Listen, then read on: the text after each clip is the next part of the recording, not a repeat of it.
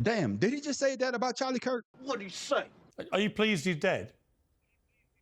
No, absolutely not. So how did you feel about his murder? I don't think. How did you feel about his murder? How do I feel about his murder? Yeah.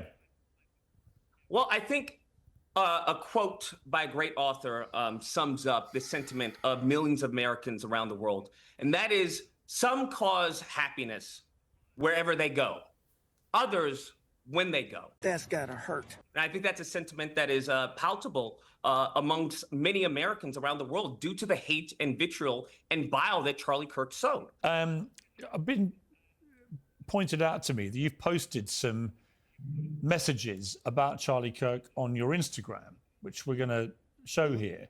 One is a post that's a parody of a Jubilee debate. I'm doing one of these myself soon, titled Charlie Kirk versus Bullet. Can one bullet to the neck outsmart one conservative? Well, that was a short watch. Damn.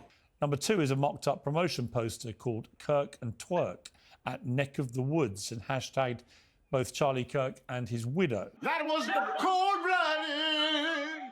And the third was an image of a sunrise titled God Works in Mysterious Ways with the hashtag Charlie Kirk killing and praying hands as an emoji. And you're laughing as I show these. Why do you find this funny? Well, let me just say that I actually am a big advocate for dark humor. You don't say. And I happen to have gotten a bit of a taste of that over the last, I don't know, maybe decade or so when it came to the right and their memes of George Floyd. Oh, yeah, that's true. That's true. Happy birthday being sober for 5 years. When they came to their memes of Breonna Taylor, when it came to their memes of Trayvon Martin, the Trayvon challenge, right? When it came to their memes of Tamir Rice.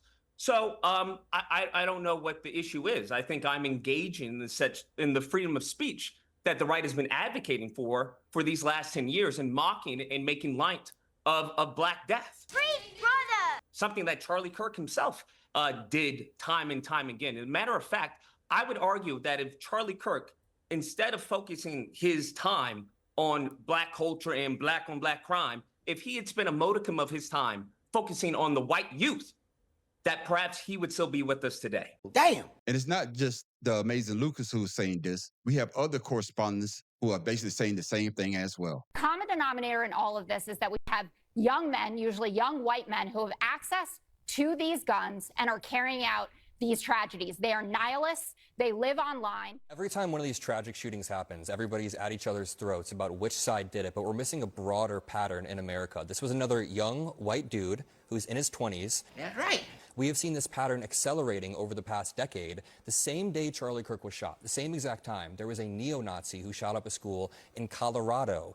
We can look at the acceleration of the radicalization of young men through a few frameworks. There's the COVID pandemic, which had people isolated, had a bubble around themselves, and a lot of young men failed to pull that bubble down and got sucked down these algorithms. I've seen it happen to my close friends. All these factors come together to create this pattern that we see of young men in my age range committing these shootings. And if you want to sit here and go back and forth, tit for tats, I can say Dylan Roof, Robert Bowers, John Earnest, none of these were Black people, none of these were trans people, none of these were even Democrats. These were neo-Nazis who had things carved into their guns. You can sit here and muddy the waters, but you are just lying. I totally agree with what he said, because if Charlie Kirk had spent more time talking to young white males instead of always talking about people of color, he may still be alive today.